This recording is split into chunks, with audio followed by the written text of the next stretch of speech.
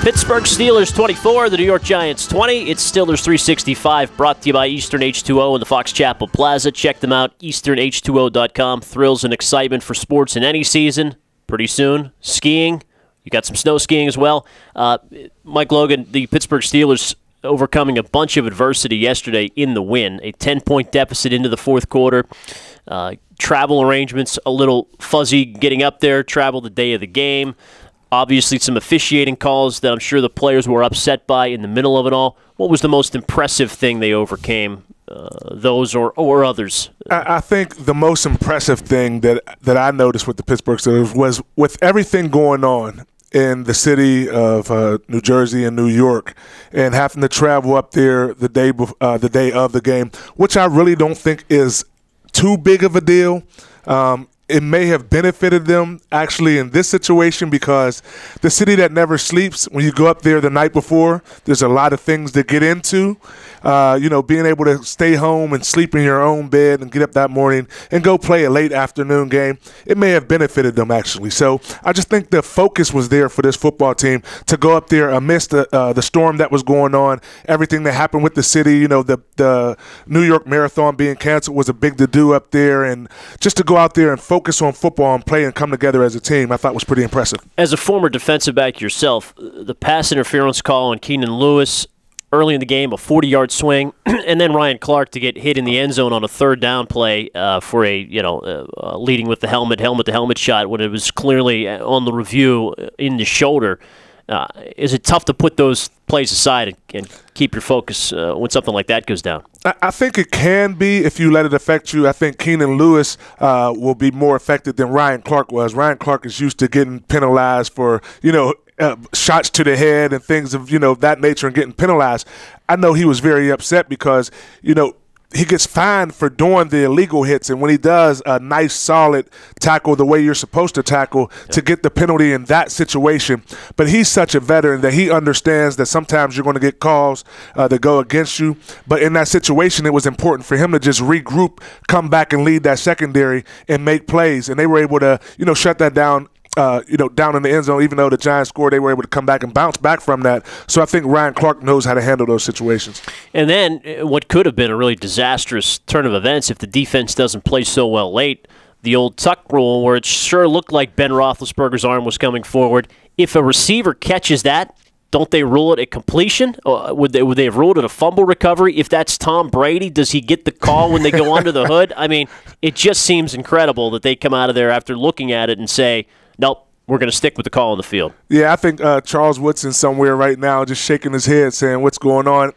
My father-in-law and I kind of debated back and forth if that was a fumble or not.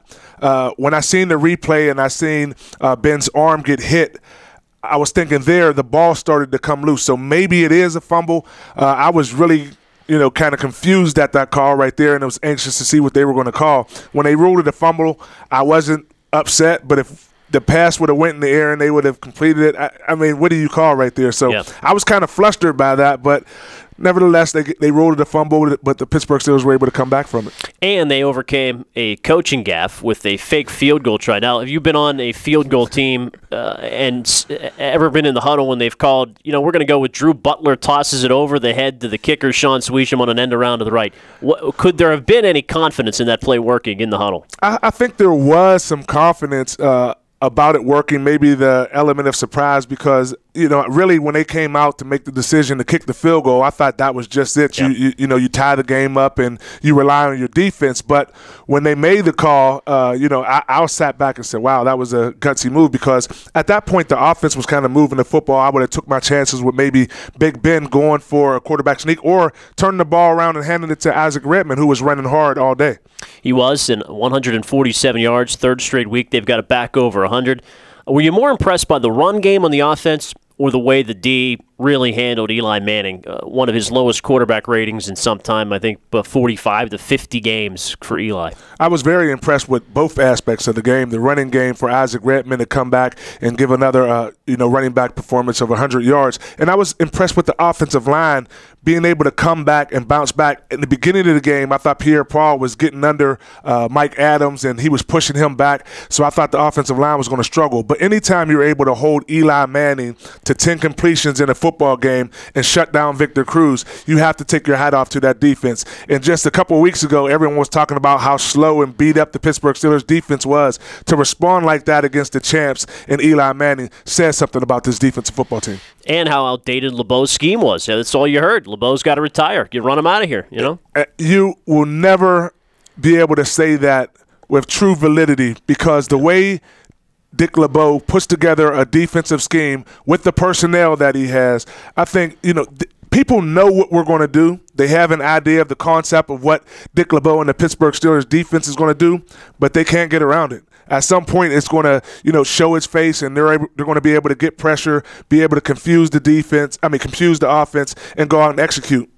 Well, not always. Tim Tebow found a way in the playoffs, but that was without some key pieces, and they're missing Polamalu, and hopefully for their sake they get him back in the next couple of weeks. But it will be interesting to see 2 years in a row, signature win, middle of the year. Last year the Patriots, this year the Giants. Can they keep that and keep this, granted, pretty old defense playing this well for the rest of the year? I think they will be able to do that. When I look at their schedule, at the remaining games on the schedule, they play Baltimore, they got Cleveland, they play Baltimore again. They're familiar with those football teams. They'll come out and they'll play pretty solidly against those teams. And they have the momentum going right now. Just a few weeks ago, we were so flustered and upset by this team's performance. But the last couple of weeks, they got some gritty wins. They're back to Steeler football. Everyone's excited that they're running the football so well again. So I think the schedule favors them, and I think they're in for, they're ready to run down the long haul of the season with the momentum and feeling pretty good about themselves. The Steelers 5-3 at the midpoint. Mike Logan, Ken Laird, Steelers 365, brought to you by Eastern H2O.